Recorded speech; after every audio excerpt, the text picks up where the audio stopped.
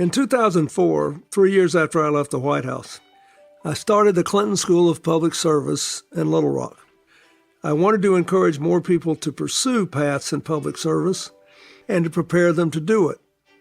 So our students are not simply required to learn in the classroom, but also to participate in actual service work in the field, in Arkansas and the rest of the United States and all around the world. Every time I'm around these students at the Clinton School, including at their recent commencement, they seem to me to be the perfect antidote to the poisonous politics of division and polarization that we see all too often in the U.S. and now around the world, where everything is zero-sum. You only win and someone else loses. So why am I telling you this? Because leadership matters. And while it's easy to take a cynical view of government and politics in today's world, it's important to remember that public service can and should still be an honorable, rewarding endeavor.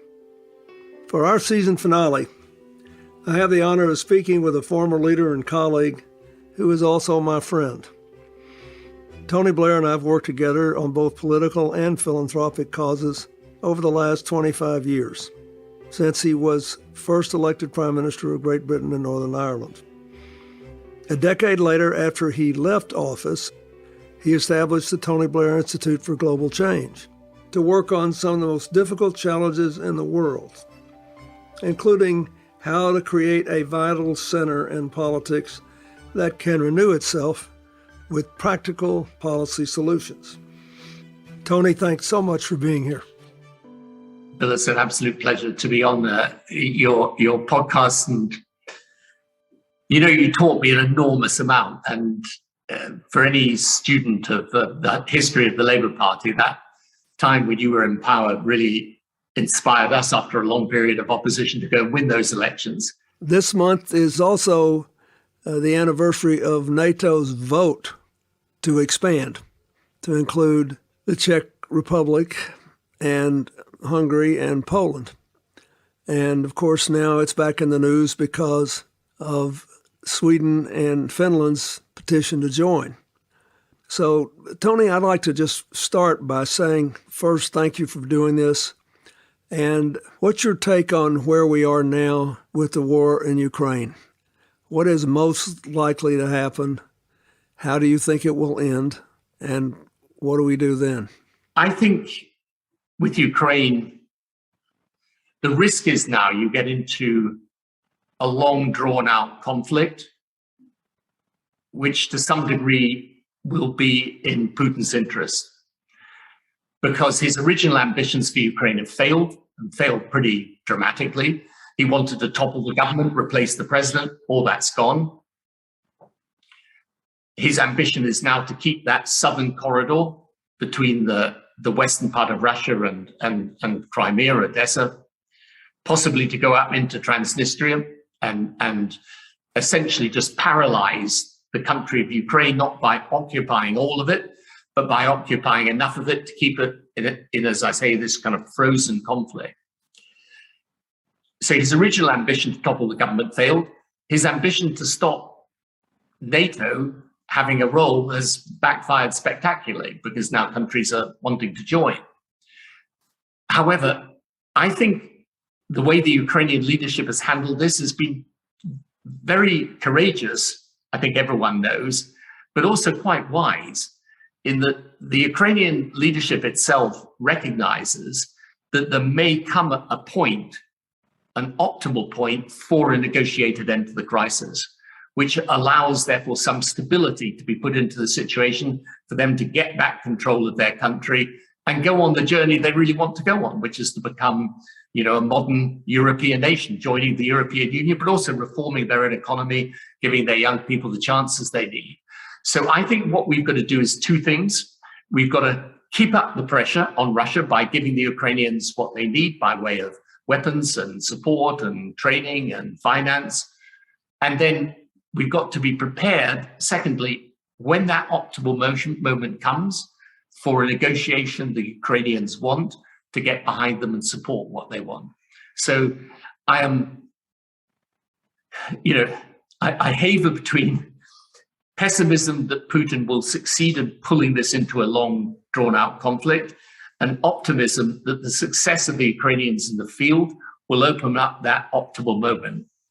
Because I'm naturally an optimist, I tend to the latter notion, but it's going to be very critical that we in the West keep the support strong for them. I agree with that. Ed, if it looks like it's winding down to the kinds of alternatives you suggested, I think one challenge that we'll have to help them meet is we have to make them strong enough so that they don't have to give up so much of what is in the East that they become almost a basket case economically. I mean, an enormous percentage of Ukraine's wealth, at least in today's economy, is concentrated in the East. You know, they're between Russia and Ukraine, they produce 30% of the world's wheat, and a lot of that is in the area that Russia is trying to dominate.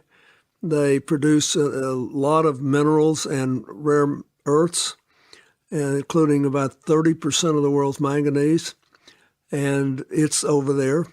So I think the world needs to think about that. I think President Biden's done a great job of uniting Europe with the U.S. and Canada and other allies and, you know, giving them the help they need to defend themselves. But we have to think about now, we need a plan now for what we'll do at the end of hostilities when they have to make ends meet and have to feed their children and educate them and build their economy. Yeah, for sure. I think that's completely right. I mean, part of the trouble is one of the things the Russians are doing is actually torching some of the supplies of grain the Ukrainians have, trying to disrupt their agricultural production, which of course is an enormous problem for the world. I mean, the African presidents you and I will both be speaking to will be telling us and are telling us that food shortages are going to become a major problem in the developing world. But it's exactly to the point that the Ukrainians will want back control of their essential territory, and they'll want to be able to do that in a way that allows them then to rebuild. And we've got this phase, which is helping them get to that point, and then the next phase, which is then helping them on their journey, not just of recovery, but of progress. Yeah, because we all know when the passions of elation over either a military victory or a successful peace process pass, then you're left with the details and the consequences of the choices which had to be made to put an end to the conflict, which may be huge barriers to development. We see that in Bosnia even today. You know, that if anybody had told me 20 years ago when we stuck with Kosovo and saved them from, I think, a terrible fate, that they would actually be somewhat better off in term, at least politically, than Bosnia, I never would have believed it. Yeah. You know, one of the things we should just spend a moment on is the relevance of that Kosovo experience to today. Because, you know, it taught me two things that are very important. The first is it taught me the advantage of that relationship between the UK and the US. Because I will say to people, your leadership at the time in Kosovo was what made the difference, ultimately. So, you know, we could, from the UK side, we could and we did. We tried to rally European opinion. We tried to make sure that we keep up the pressure because there was terrible slaughter of innocent people happening. But it was when you were prepared to just hint at the possibility of direct American military intervention, and you know, remember all the stuff about boots on the ground, just that hint brought Milosevic's campaign of you know, frankly, obliteration of the Kosovo people to an end. And you had to do that in circumstances where, I think I'm right in saying at the time, there was no great movement in America. It was actually unlike Ukraine in the sense there was no great movement in America to do this, but you did it. And the thing it taught me was without it, we couldn't have solved that problem.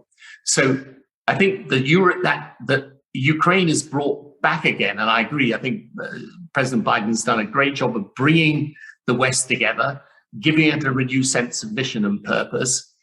But the other thing I learned is that you have to be, you know, for all the difficulties, and there are difficulties, and I'm, you know, know a lot of that post 9/11.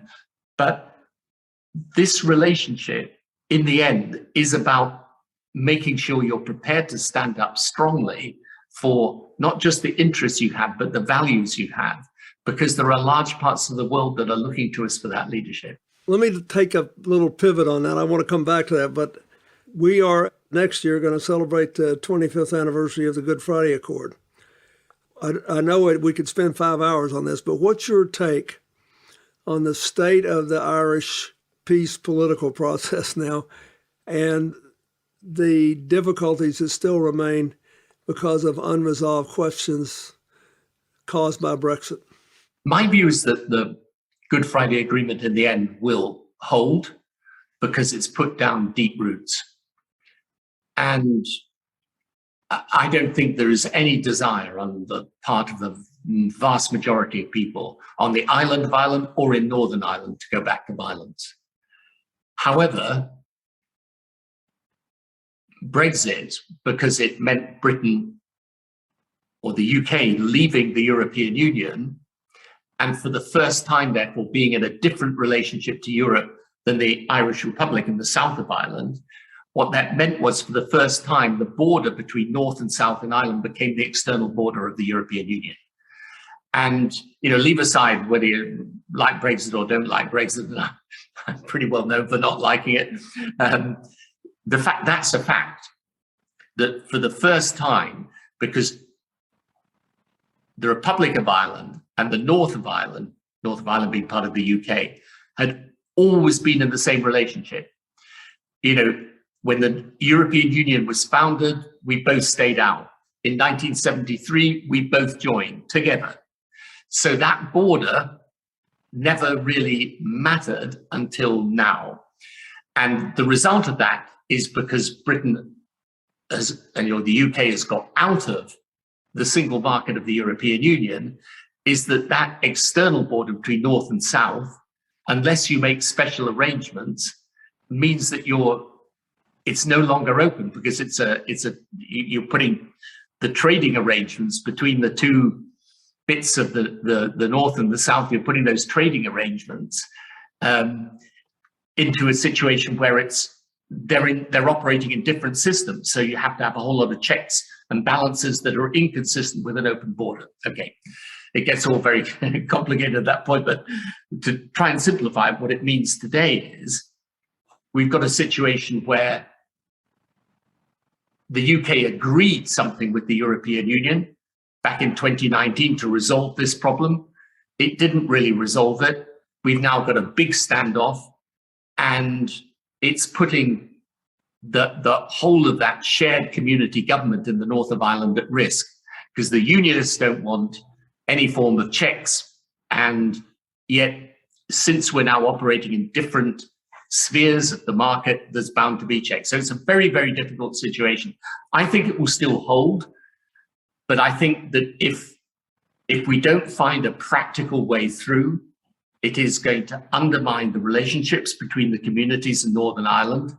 And that over time could put the Good Friday Agreement in peril. At the moment, I think there's still a huge desire to keep the thing strong and intact. But if this goes on and ends up in the worst case scenario in some trade war between Europe and the UK, it would be a very, very serious thing indeed. What do you make of strong performance by Sinn Féin in the most recent election? Well, it is really interesting. And of course, you were absolutely instrumental in helping us guide the Good Friday Agreement through. And, I remember when I first came into power and I decided I would go for this peace process in Northern Ireland, a lot of people said to me, I wouldn't touch that. You've got absolutely no chance. People thought it was much more like you get peace in the Middle East than you would get peace in Northern Ireland.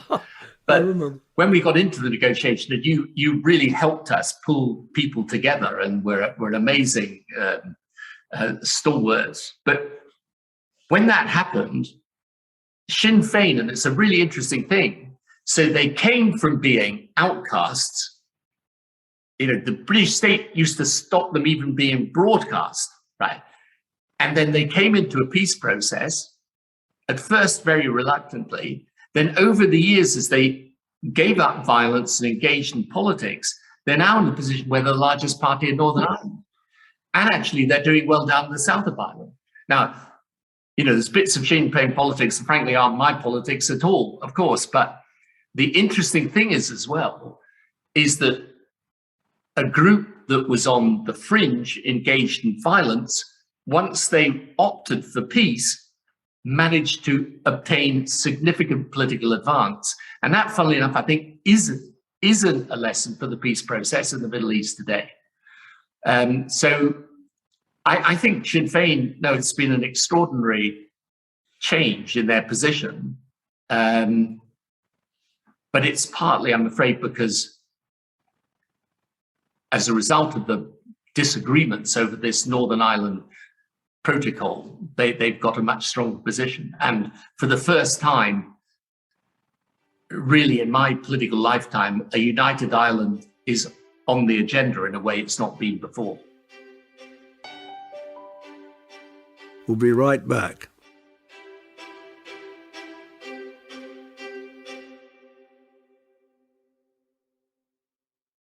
Hi, everyone. It's Katie Couric. I've got something big brewing for the new season of my podcast, Next Question.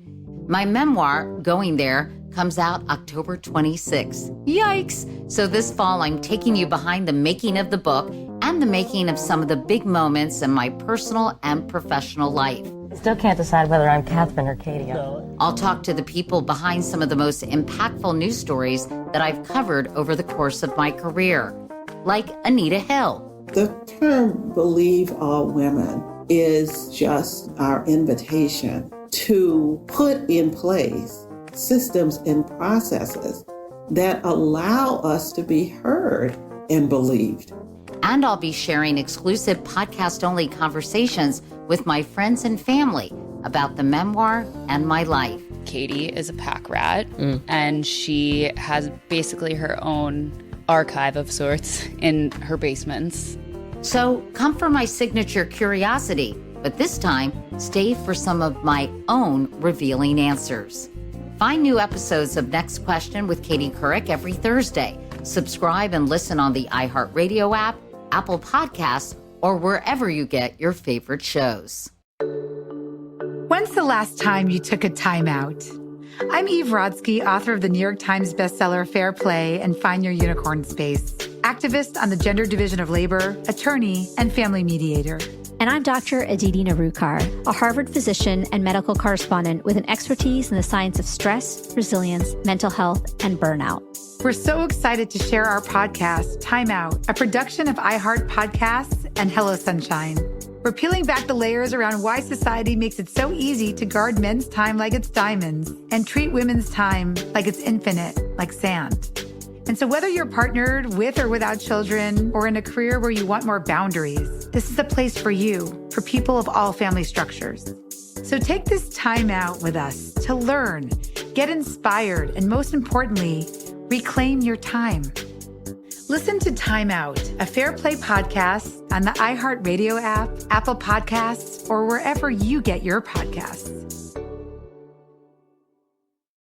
Hi, it's Bethany Frankel, and on my podcast, Just Be with Bethany Frankel, I talk to people who have had non-traditional routes to get where they are. Pretty much a started from the bottom, now they're here story. These are the people I'm curious about and want to have real conversations with. I'm not asking things that you've heard already that are just regurgitated nonsense. It's not just for people to come on here and promote a book. I want to hear what they think about different things. I want to hear how they made it big. Each episode, you'll hear from disruptors like Matthew McConaughey. And I think that day is when he goes, I was a good father to him. I raised him to have this confidence to go, I'm going my own way, I'm breaking out. Kelly Ripa. Nobody handed me anything, and I fought really hard for everything I had. Sammy Hagar. I didn't realize I was really building a brand. No one told me that you're building a brand. And so many more. Listen to my podcast, Just Be with Bethany Frankel, on the iHeartRadio app, Apple Podcasts, or wherever you get your podcasts. Let me ask you about the whole globalization project. You know, you and I supported more trade ties, but we also supported active government to try to make the most of them and take care of the adjustments that had to be made if people were displaced. Now, there's a movement that is sort of part protectionist economics, but a lot of it is ethnic and cultural protectionism that I think threatens the whole enterprise to which we gave so much of our lives in politics. And one thing that strikes me as really ironic today as I look around the world is that people who actually govern from what I would call a vital center, that is, they're not centrist in the sense of a little bit of this, a little bit of that, don't do much. They're people that actually find solutions that can command the support of a majority of the people and move. The voters seem to like it once they get in, but increasingly in countries with a lot of political polarization, they can't bring themselves to vote for what they say they want. And I think that's a serious problem, particularly in the information ecostructure we live in today. So what's your take on that? Will a parliamentary system like the UK's have an easier time adjusting to that and to overcoming it than a system like the one we have?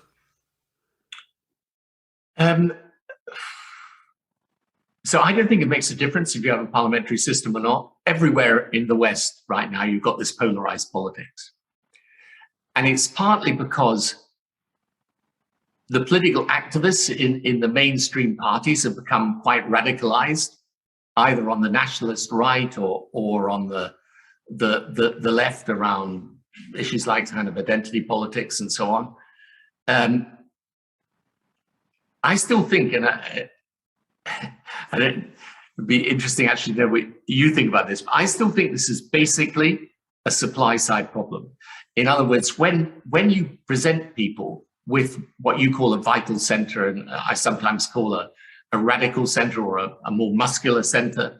In other words, where you're not splitting the difference between left and right, but you're trying to understand the way the world's changing and apply eternal values to a changing situation. I think that's the best position for progressive politics, and I think it usually wins when it offers that.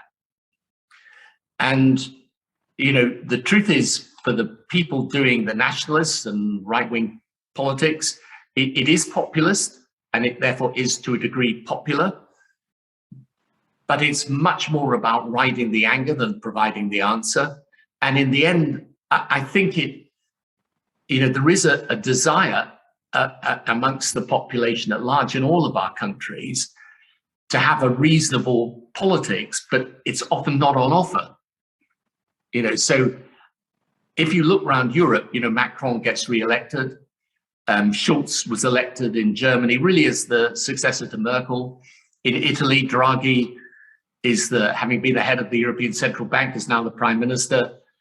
President Biden was in many ways elected because there were independents who said, look, it's not for me just about policy. I don't like the way the previous president has been handling the issues, and we need to bring people together. So I think there's the desire is there. I think the challenge for us is to realize the world is changing. And the world's changing very, very fast. So you have a technology revolution that's changing everything. And in respect of globalization, I still think the process of globalization, in the sense of the world moving closer together and being interdependent, I think that's still completely valid. But I do think, for example, you will find situations where people think they're vulnerable unless they onshore or reshore, where, for example, people think it's sensible as technology develops to do more in your own country. But I don't think that alters the basic point, which is the world is going to be interdependent, needs to work together on its problems. And if that reversal of globalization or movement against globalization ends up in things like protectionism, it's just going to damage people and lose jobs. But am I right in thinking it's a supply problem, not a demand problem? Or do you think actually what people want is that more populist politics until they get it?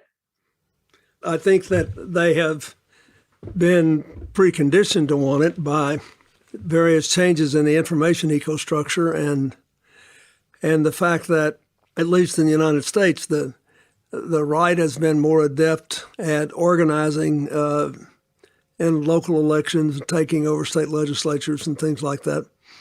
But it's interesting to me, when I was a governor, for example, back in the late 70s and throughout the 80s, there was a general consensus that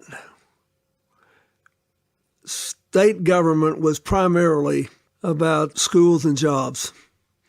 We provided a lot of social services, particularly in mental health, and there were other things that were really legitimate issues and could become big issues if there was a problem in delivery.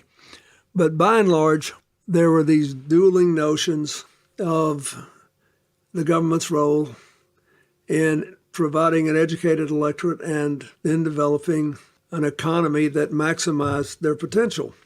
Now, if you try to have that conversation in the hard right states, they'll simply say, well, we just don't believe that, whatever that is. 2 and 2 is 4 is an opinion. That's the education establishment. You call everything you don't agree with an establishment. And it's very deeply troubling to me because there is, it's difficult to get people just to think and to feel free to do that. It's really, I realize it's probably much more pronounced in the United States than anywhere in Europe. There was a recent analysis that said it was. But I'm concerned about it because I think I'm with you. Whether you like it or not, the world is interdependent. We can't escape each other. So this whole deal is an argument about how to define our interdependence and how to make it as positive as possible and reduce the negative consequences as much as possible. For people who deny our interdependence, they guarantee that the negative side will defeat the positive side. So over the long run, I think it's really bad, but it sure seems to be working well in elections. Yeah, I guess, so you've got social media. That is a new revolutionary phenomenon, changes the way politics works. Because look, you and I both know that one of the first lessons you learn in politics is that those that shout loudest don't deserve to be heard most, right? But social media is the very opposite of that, right? It's the platform, frankly, of very loudmouth people. So I think that is a huge problem. I think my view is that populists exploit grievances, but they don't necessarily invent them. In other words, there is a kernel of genuine anxiety. So whenever I'm debating issues of immigration this side of the water, I say, no, there is a real issue, but we can deal with it through proper rules that don't descend into prejudices, right?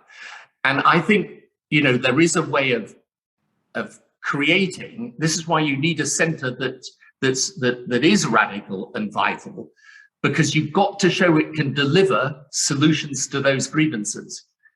And if it, where I always find our side of politics very weak is when we give people a choice that's essentially moderate and dull or exciting and extreme.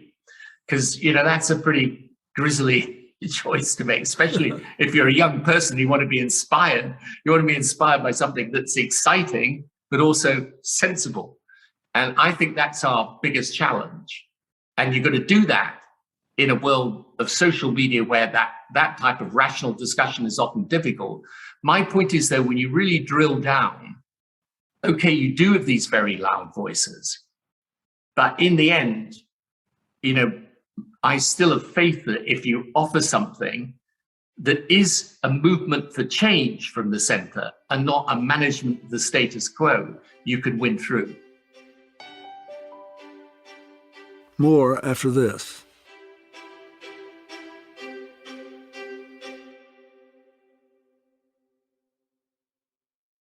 Hi, everyone. It's Katie Couric. I've got something big brewing for the new season of my podcast, Next Question.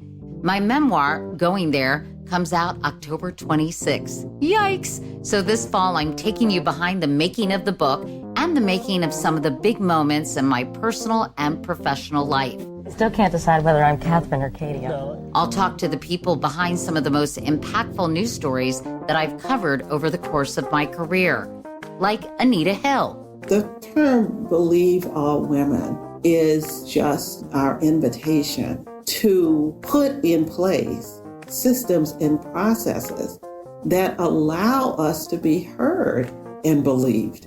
And I'll be sharing exclusive podcast-only conversations with my friends and family about the memoir and my life. Katie is a pack rat, and she has basically her own archive of sorts in her basements. So come for my signature curiosity, but this time, stay for some of my own revealing answers. Find new episodes of Next Question with Katie Couric every Thursday. Subscribe and listen on the iHeartRadio app, Apple Podcasts, or wherever you get your favorite shows. When's the last time you took a time out? I'm Eve Rodsky, author of the New York Times bestseller Fair Play and Find Your Unicorn Space, activist on the gender division of labor, attorney, and family mediator. And I'm Dr. Aditi Narukar, a Harvard physician and medical correspondent with an expertise in the science of stress, resilience, mental health, and burnout. We're so excited to share our podcast, Time Out, a production of iHeart Podcasts and Hello Sunshine. We're peeling back the layers around why society makes it so easy to guard men's time like it's diamonds and treat women's time like it's infinite, like sand. And so whether you're partnered with or without children or in a career where you want more boundaries, this is a place for you, for people of all family structures. So take this time out with us to learn, get inspired, and most importantly, reclaim your time. Listen to Time Out, a Fair Play podcast on the iHeartRadio app, Apple Podcasts, or wherever you get your podcasts. Hi, it's Bethany Frankel, and on my podcast, Just Be with Bethany Frankel, I talk to people who have had non-traditional routes to get where they are. Pretty much a started from the bottom, now they're here story. These are the people I'm curious about and want to have real conversations with. I'm not asking things that you've heard already that are just regurgitated nonsense. It's not just for people to come on here and promote a book. I want to hear what they think about different things. I want to hear how they made it big. Each episode, you'll hear from disruptors like Matthew McConaughey. And I think that day is when he goes, I was a good father to him. I raised him to have this confidence to go, I'm going my own way, I'm breaking out. Kelly Ripa. Nobody handed me anything, and I fought really hard for everything I had. Sammy Hagar. I didn't realize I was really building a brand. No one told me that you're building a brand. And so many more. Listen to my podcast, Just Be with Bethany Frankel, on the iHeartRadio app, Apple Podcasts, or wherever you get your podcasts.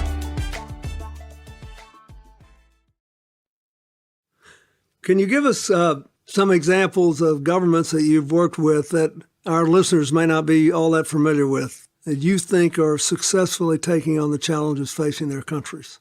Yeah, so we work with governments. My institute's a not-for-profit, and basically we put teams of people in to help governments make change. And that can be, everything from way governments organized at the center to how you deliver a proper maternal and child mortality program. For example, in COVID, we helped countries register vaccinations, use the data in order to gain a better understanding of the healthcare system. We've helped do clean energy projects where there's a real need for energy and power, but you want the developing world to develop in a way that's clean. So it's everything. And by the way, one of the things comes very specific from something you and I once had a conversation about. When I was leader of the opposition, I went to visit you in the White House. And I remember I came to see you in the White House, and I was leader of the opposition. We were doing well, but obviously I wasn't prime minister. You were in your second term as president. And you said to me when I went into the White House that day, you said, remind me before you leave, I've got to tell you something really important. And I was convinced you were going to tell me some great state secret. You were going to say, look, there's a Western plan and it's in the vault of the White House, and I'm now going to share it with you. So I was quite enthralled by this. Anyway, you didn't say anything to me. And as I was leaving, I said to you, so what was it you would have to tell me? And you said, oh yeah, you said, you've got to organize your office around you very, very carefully. You've got to make sure that you retain time for thinking, that you're actually got a political strategy and not just a series of disconnected tactics. And I confess, at the time I was a little underwhelmed because I thought that this was short of, the great world plan that you were about to give me. But when I'm working with governments today around the world, I often tell them that story. And I say, as a result of that, when I came into power and was governing, I suddenly realized it's okay. You win power on being a great persuader. You get into power. You've got to be the great executive. You've got to make things happen. And how you organize your infrastructure around you, if you've got the right people advising, if you've got just managing your diary in the most effective way so that you're meeting the right people, thinking the right things, spending time on your priorities.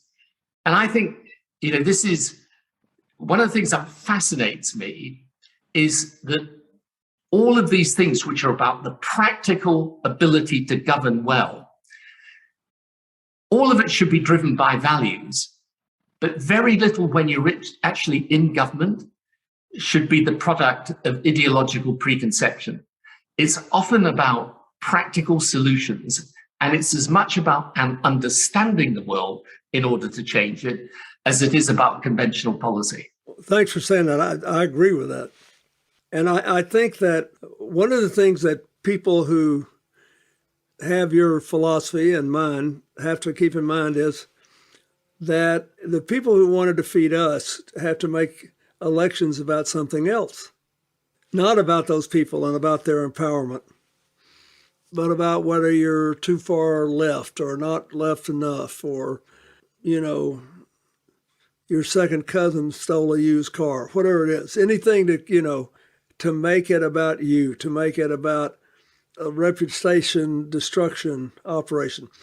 And so having the discipline and picking the people necessary to have an outer focus, an utter focus, a people-focused administration, I think is very important. It doesn't mean you shouldn't answer legitimate criticisms about you or questions people may have, but the general thing I find is if you spend too much time a day playing defense, especially against very sort of personal sneering attacks, you're losing even if you're winning.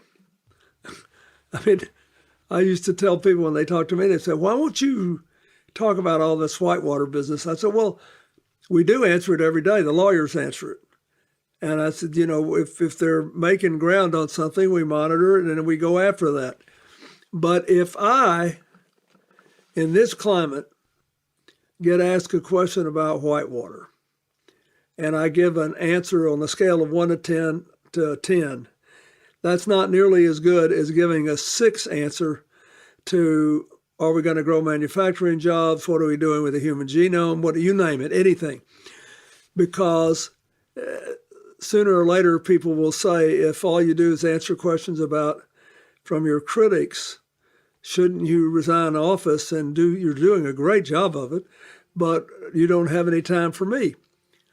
Because one of the most stunning thing that happened to me in my first 6 months as president was we did something that had never been done before, and I don't know if it's been done since.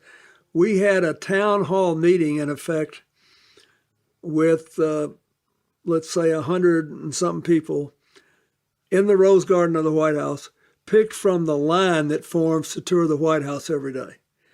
Totally, we had no idea what the profile was. You come in, ask your questions. So this guy said, I voted for you because you promised to focus on the economy like a laser. And all you've done since you've been in office is try to get gays in the military.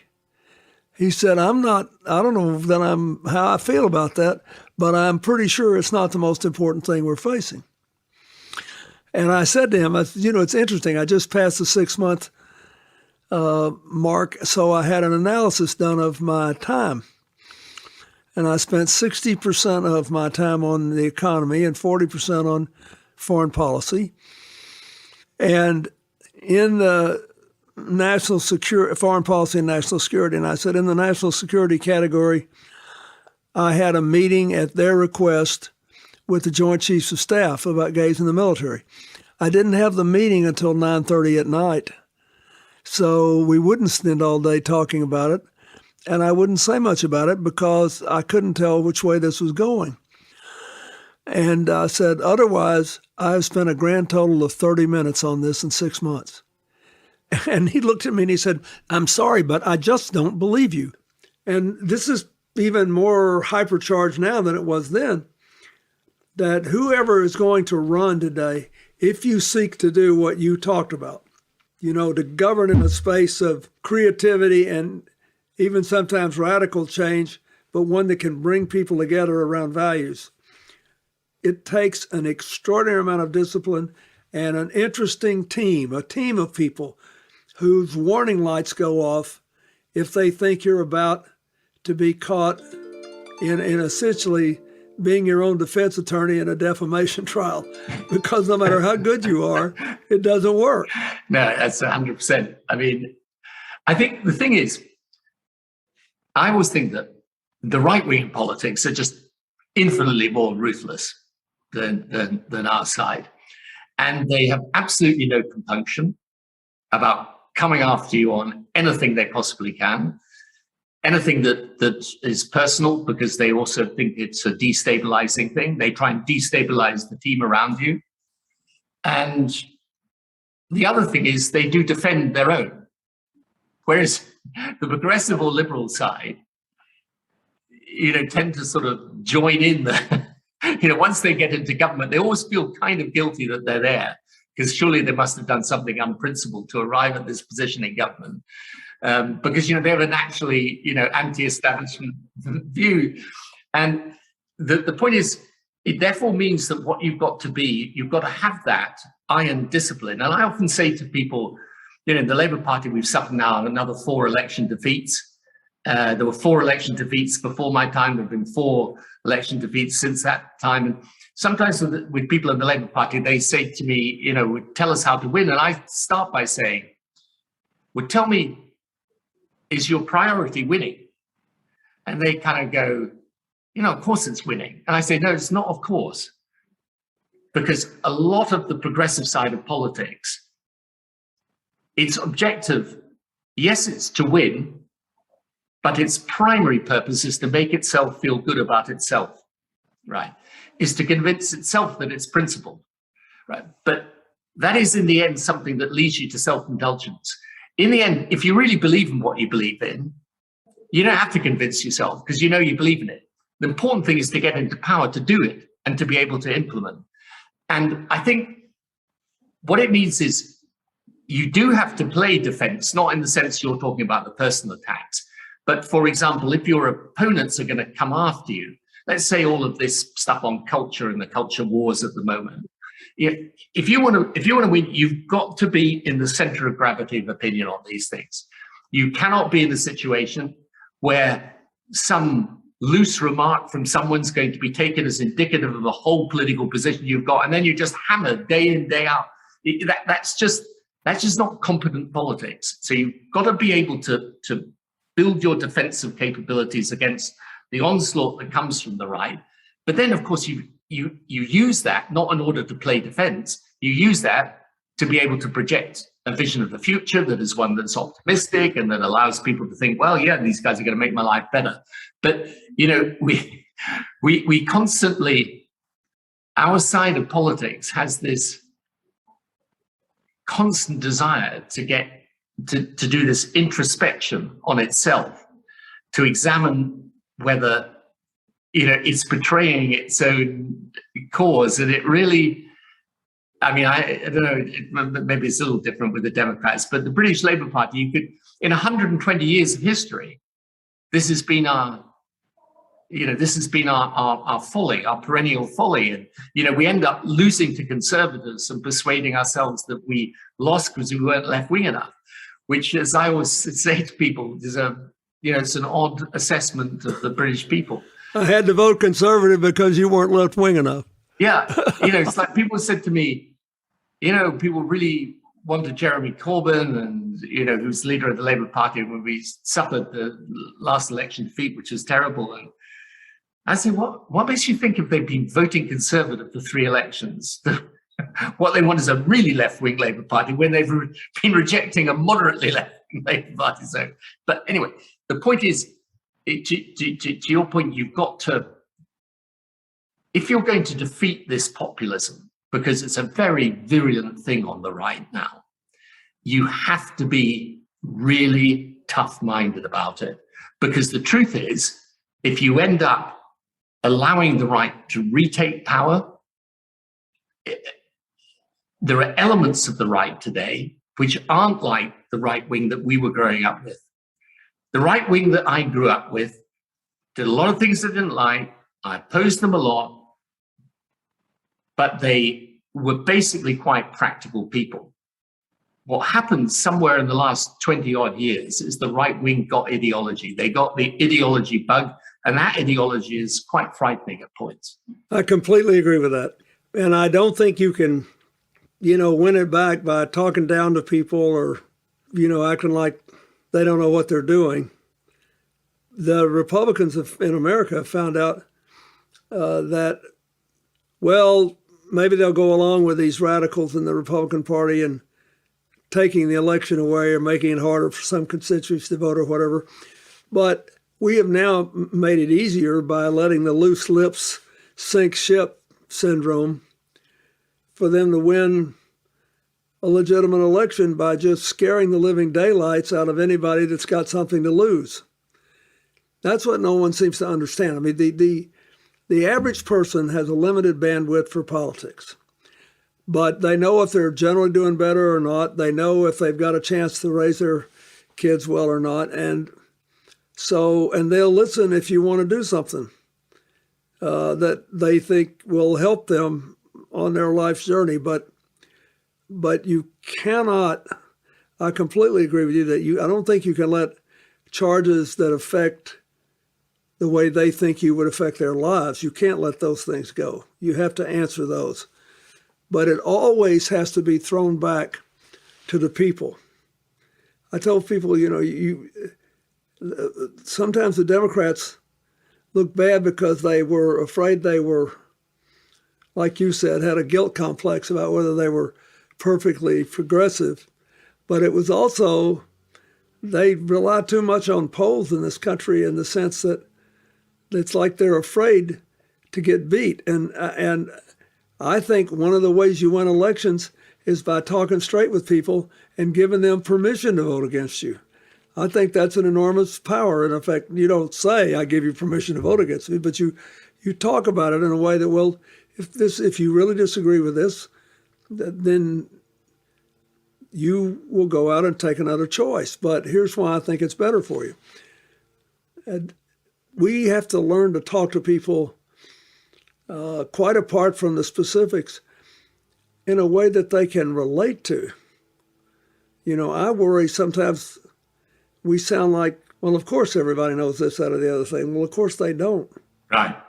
No, for sure. So what makes you optimistic? Why do you think that what we believe is important will catch on enough to basically avoid the worst consequences of climate change, deal with this massive migration problem, answer the legitimate questions about equality of opportunity, and maybe stop this assault on the very idea of education as somehow an establishment plot? What makes you optimistic about it? What makes me optimistic is that even though I think as the world has developed, we have the means of destroying ourselves, whether through nuclear proliferation or through climate change, we also have the means of getting a better future. And virtually wherever I go, we work in about 30, 35 different countries. Wherever you go, people have very different contexts, lead different lives and so on. But they basically, all of them want the same thing, which is, believe it or not, they aspire to getting on in life, raising a family, living in peace and security. They want to live in a community of people and not just as an individual. All of the things. I find most people in the end are open-minded, not closed-minded. You just need to create the world in which they feel confident in doing that. And that's our task. So the reason for my optimism is that virtually everywhere I go in the world today, I'm seeing those types of people. Now, in the end, that is also the future success for their country. So if you want to succeed as a country, it's all about being connected. It's all about your people being educated. It's all about open-mindedness. It's about crossing the boundaries of faith and race and culture and nation. And those are the people that are going to succeed. So I think this is why I think, if we focus on what are the things necessary to create that sense of hope and optimism, because the world is moving towards a more open-minded view, despite all the forces pushing against that. Ultimately, there's a very strong human force pushing in favor of it. Then I think, we will succeed. And there's no reason for us. I mean, we started with Ukraine, and we can, in a sense, bring it full circle. And it's an amazing thing. Those people were invaded. They're fighting for their country, but they're not just fighting for their homeland. They're fighting for an idea of what their future can be as an independent country, coming within the European family, offering their young people hope for the future. And I think that human spirit, which I believe is basically benign, even though people, of course, can behave very badly, that human spirit is what will see us through ultimately. But it's, it needs agency. It needs us to get behind it and do it. I always feel better when I talk to you. Likewise, when I talk to you. Well, I just hope now that we're at the grandparent stage of life, that we are leaving things in a manageable way, and that our grandchildren at least will confront new problems and different problems and have new horizons. And I think there's a good chance we will, if we avoid this sort of negative populism where everybody thinks their victimhood is greater than everybody else's. There are real victims in life, and we should focus on them. But for the rest of us, we should focus on empowerment, not victimhood. Well, amen to that. Thank you very much, Tony, and thanks for a quarter century of friendship. Okay, thanks, Bill. Thank you very much indeed. Absolute pleasure. Why Am I Telling You This is a production of iHeart